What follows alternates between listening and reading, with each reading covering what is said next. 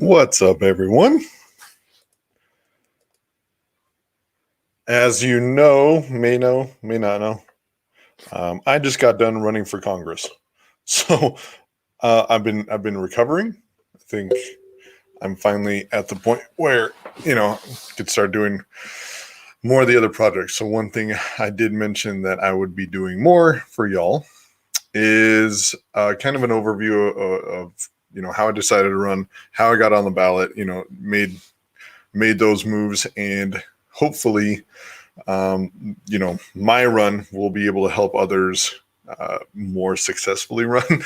I decided to run in October. I decided to run for office in October, and election day was March 3rd. So let's just say, November, December, January, February. So, 4 months that I was running.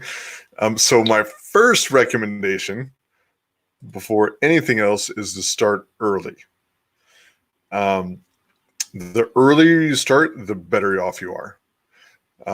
One thing to put into perspective, my campaign donations were doubling like every month.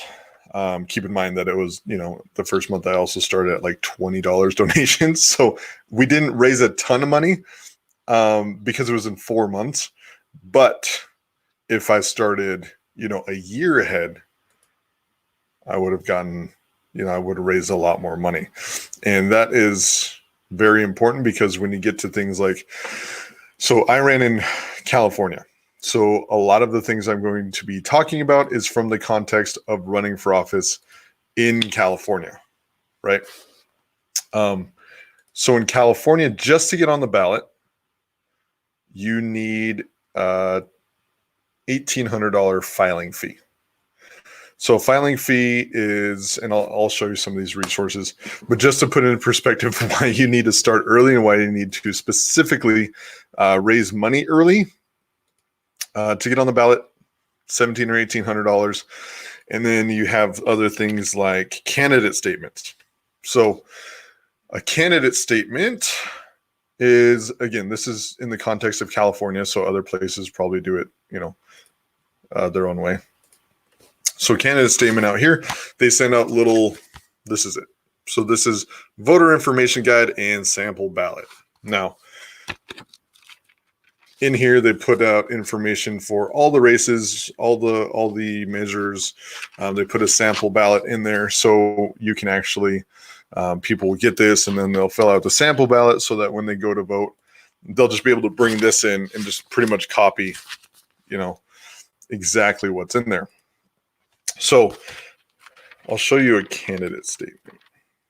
And again, I don't know how all these, different areas do this, but okay. So on this page, there are 2 candidate statements. One up here, one down here. So it's about a half a page. You get to put in whatever you want. And yeah, so this is the candidate statement. I didn't know how important it was until after I got the results. Because the people that did submit candidate statements did a lot better in the results. And I was going to use that as one of the gauges to see, like, okay, how much of an impact does the candidate statement have? So back to the original thought of raising money. So think to yourself, how much do you think that one candidate statement cost? And this is by county, right? So each county has their own voter guide.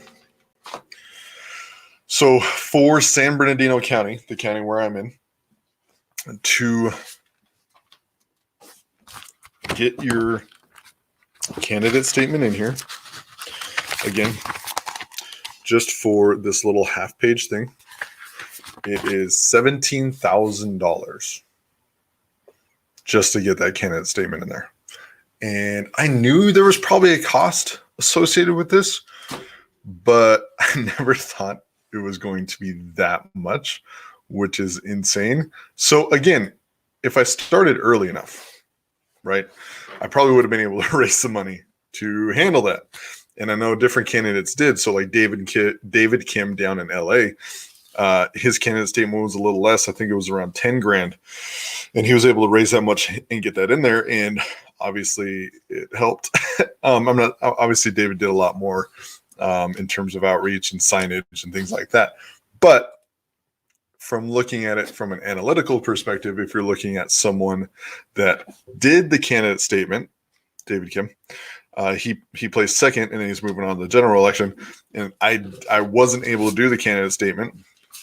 Again, that's not a turnout, and there's a lot of other things, but it hurt me not having the candidate statement, and it helped him that he had the candidate statement, if that makes sense. Jalpari, thanks for the comment. So start early, right? Just to backtrack a little bit, if you haven't subscribed on YouTube, please like and subscribe on YouTube, just at James Ellers. You can follow me on Twitter, at Ellers. And something I'm working on too is a podcast. So you can see this little scrolly thing down here. The Forward United podcast is something I'm working on. It's on all the platforms that have podcasts. So Apple Podcasts, Google Podcasts, Stitcher, Spotify, everything. So it's there. Just Google Forward United podcast. There's 3 episodes out, and I'm recording a lot more. I'm recording 2 episodes today alone. So back to the original thought. So initially, just start early. Right? Start early running for office. Each area is different. So again, I ran in California. I ran in San Bernardino County. So just from my experience, I dealt with the Registrar of Voters. So each county, each area that you're in should have a Registrars of Voters office. Let me write that down in a banner just so it has it on display. Basically, whatever office handles elections, like registering voters, getting candidates on the ballot, everything. So out here specifically is the Registrar of Voters. Again, could be called different things in different areas. But just, keep in mind, it's whatever entity handles the elections in your area. In this case, we are looking at the Registrar of Voters. So let me get it. Let me get that. Let me share the screen.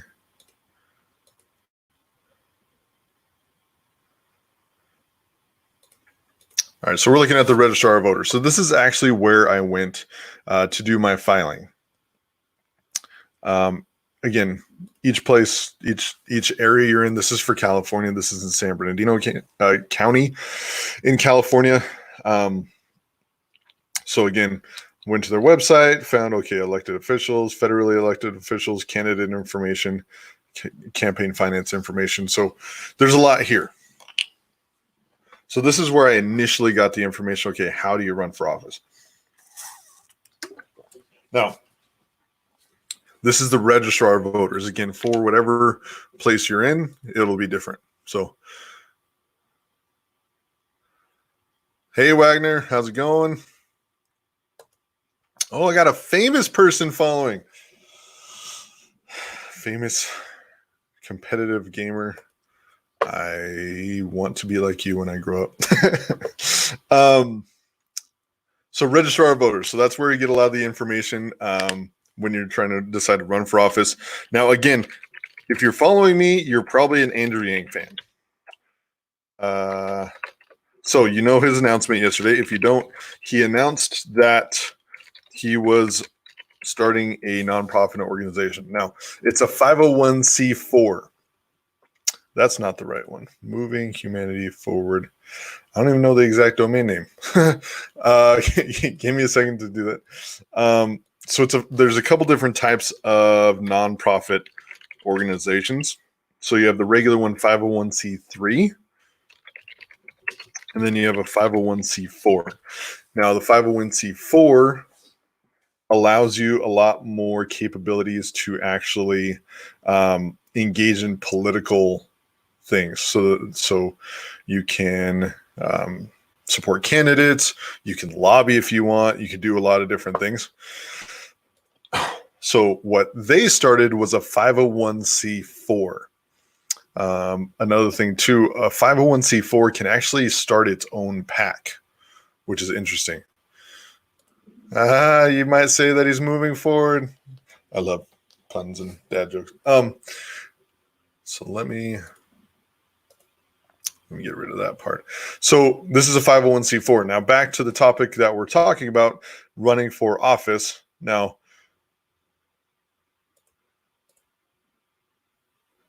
like I said, 501c4, what we do. Now, the very first thing that it says we do is endorse and provide resources to political candidates who embrace universal basic income, human-centered capitalism, and other aligned policies at every level. So, Yang's big announcement is humanity forward. No, sorry. I liked your comment. Don't be sorry for the comment. So again, this is his big thing. And the very first thing on here is endorse and provide resources to political candidates who embrace universal basic income, human-centered capitalism, and other aligned policies at every level. So I just got done running for office. I didn't win, but the progress we made from October till now was huge. So my goal is to continue to encourage people to run for office, because even from a standpoint of me losing, like, there's still a lot of progress we made. We talked to a lot of people about UBI, brought a lot of people in the movement. We got 2,600 votes, which is not a small amount. And if you can learn from everything from my campaign, if you could take that knowledge, apply it to your own campaign, you'll just start that much further ahead, right?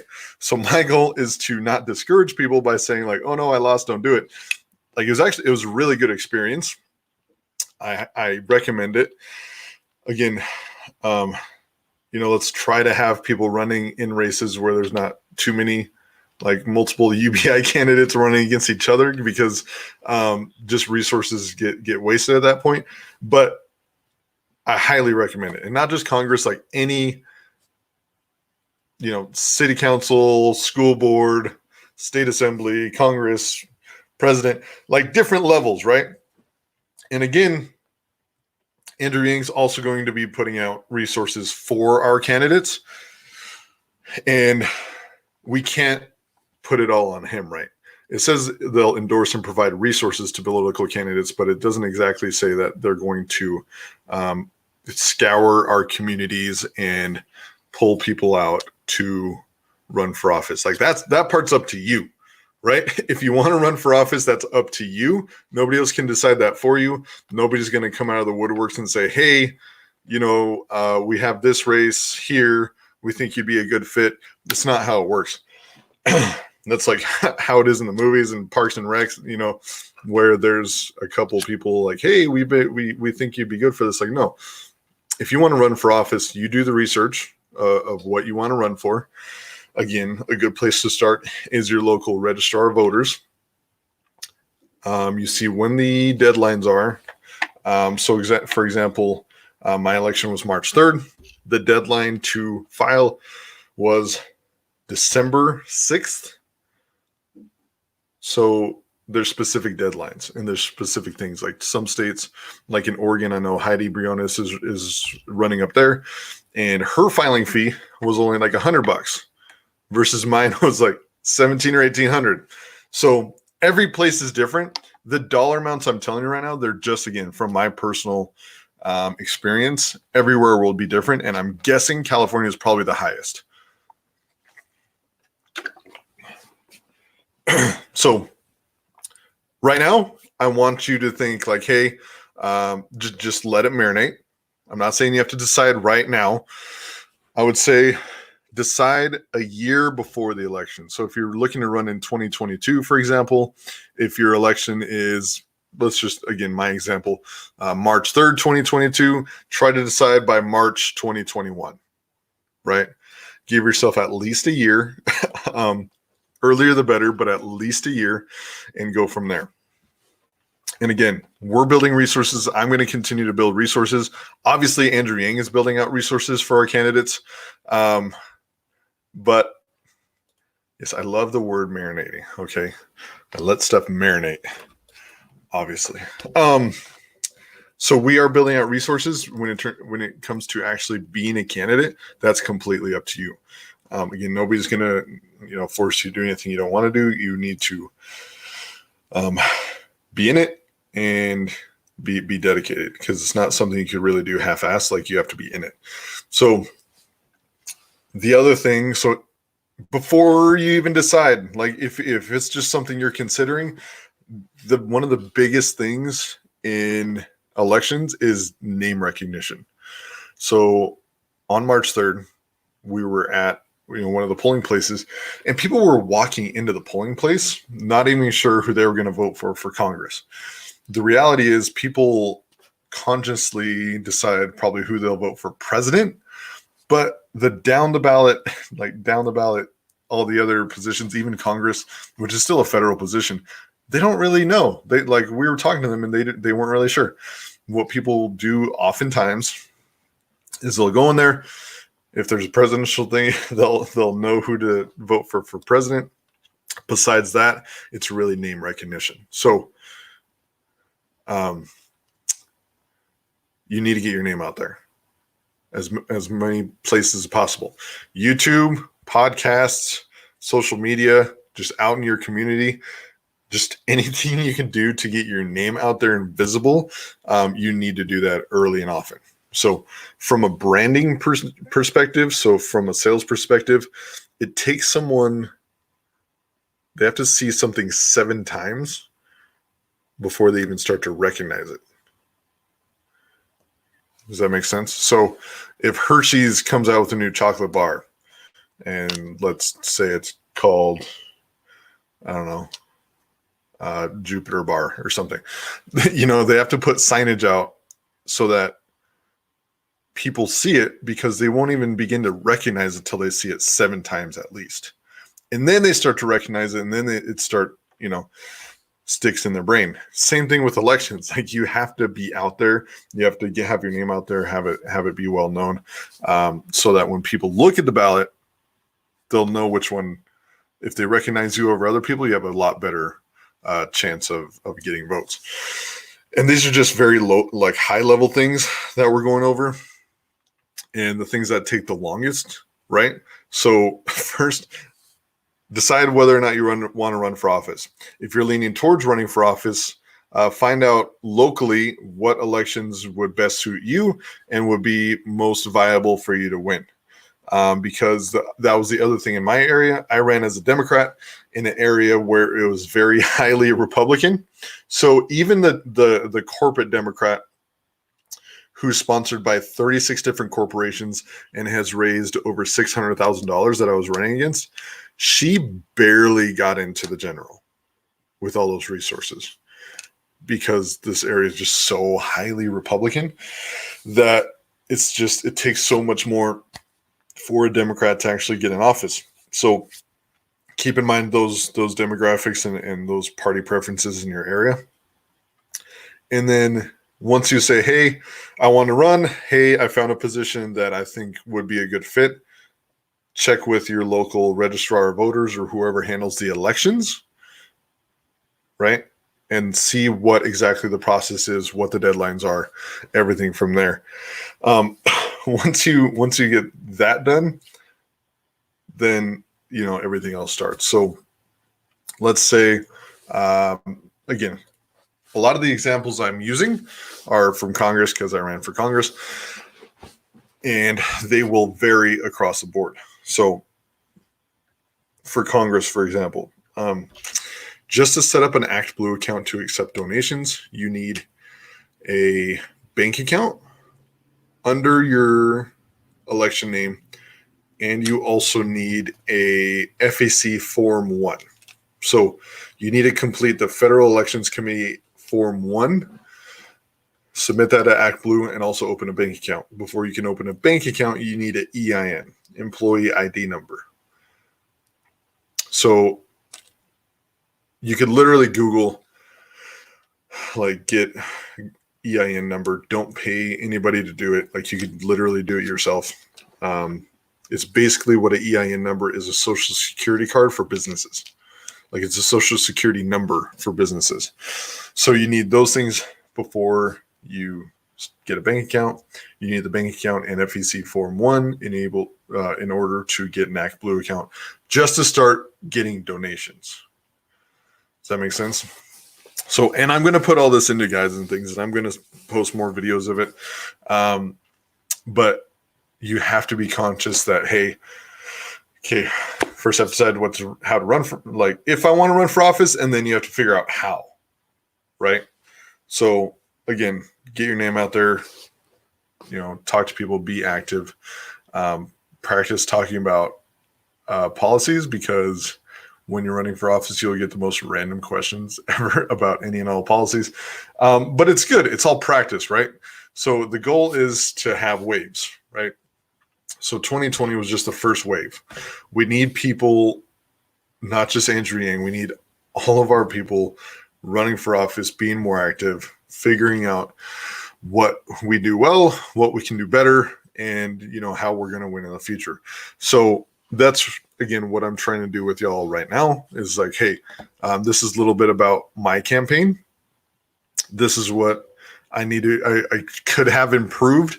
And if you're running for office, you need to do those, like, learn from my campaign, right? Because, like, Andrew Yang is building resources for people running for office. I'm going to continue to build resources for people running for office, and it's going to keep going from there. So we need people running for office, though, right? If we don't have people running for office, then all the resources that we're building kind of go to waste. So I want to encourage everyone to run for office. Doesn't matter what level, just get your feet wet, because the best way to learn is to do it. Like, even though Humanity Forward is providing resources, and my resource building platform that I'm using is Forward United. So even if we're building resources, like, the best way to learn is just to do it. Get your feet wet, get in there, do it. We will support you any way we can. But ultimately, it's going to be you running that gives you the most experience, right? Nobody's going to give you a manual from A to Z of how to do the whole thing and win. A lot of it depends on your area. A lot of it depends on you, like what works best for you.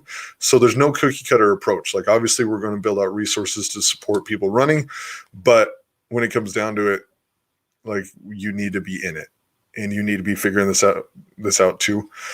It's not easy.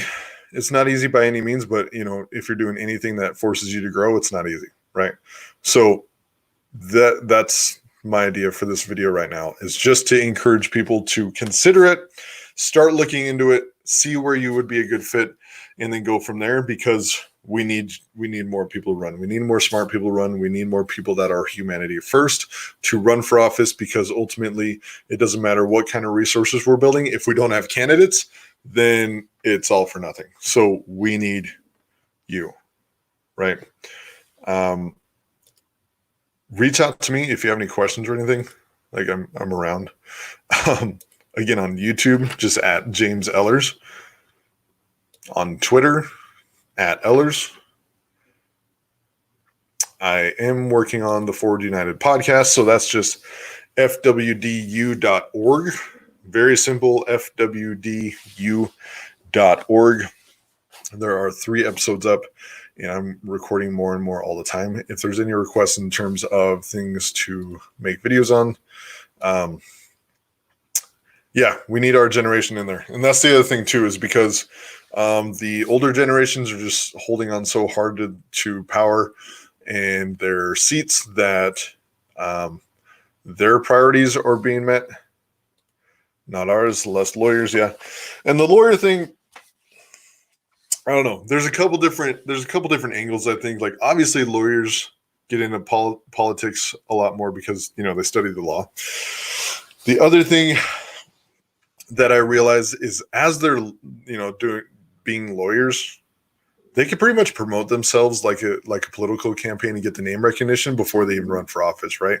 So if it's, James Eller's law firm, you post billboards and everything around with your face and the name's James Eller's law firm, you're getting the name recognition anyway. So that's another reason why I think lawyers do so well, is because before they even run for office, they already have that name recognition, or they could build the name recognition very easily just by promoting their law firm, which helps their business, but it also helps their chances of running for office. That makes sense? So that's my theory on why lawyers run for office.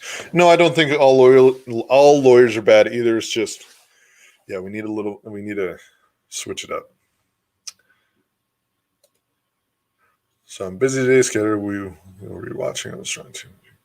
Yes. So again, I want to be encouraging because I did just run for office and I didn't win. So I wanted to make sure that nobody's discouraged from us not winning.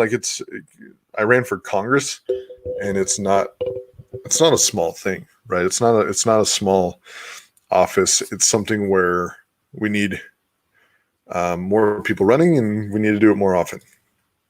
And yes, you miss 100% of the shots you don't take.